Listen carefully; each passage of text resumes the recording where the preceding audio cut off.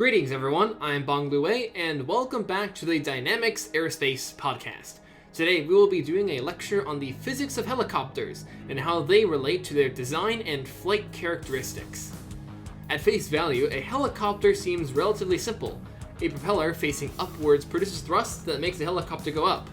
Unfortunately for all prospective and current helicopter pilots out there, things are not quite that simple in reality. The various aerodynamic nuances that helicopters face play major roles in their design and control. Before we begin though, let us remember some important equations that play a role in the dynamics of a helicopter. First of all, any force applied to an object will generate a moment equal to the cross product of the force vector and the distance of the force's application to the center of mass. For a fixed reference point on an object that is both moving and rotating relative to the inertial frame, the velocity of the point relative to the inertial frame is equal to the velocity of the object plus the cross product of the angular velocity of the object and the distance from the reference point to the object's point of rotation.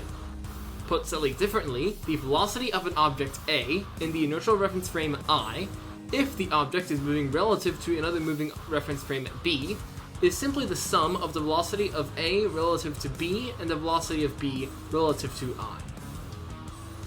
With these basic principles out of the way, let's move on to one of the most important forces that a helicopter will both apply and experience: torque. Newton's third law states that any action has an equal and opposite reaction. In turn, this means that as the helicopter turns the rotors in one direction, the rotors will turn the helicopter in the opposite direction. You can try this yourself by sitting on a swivel chair and swinging both your arms to the left or the right. You should theoretically rotate in the opposite direction that you moved your arms. This phenomenon necessitates that most helicopters make use of a tail rotor, which runs at a set level of thrust to keep the helicopter pointing in one direction. In addition, the tail rotor's pitch can be changed to act as yaw control. Increasing pitch on a rotor blade, just like on an airfoil, increases lift up to a point. That brings us to our next topic, which incidentally is asymmetrical lift. The helicopter's rotor's velocity vector is constantly tangent to the circular path the rotor is making. As a result, the rotor will be moving in opposite directions on opposite sides of the helicopter. The side that is moving in line with the helicopter's direction of motion is called the advancing side, while the side that is moving against the helicopter's direction of motion is called the receding side. Compared to the advancing side, the receding side will be experiencing a relatively lower airspeed.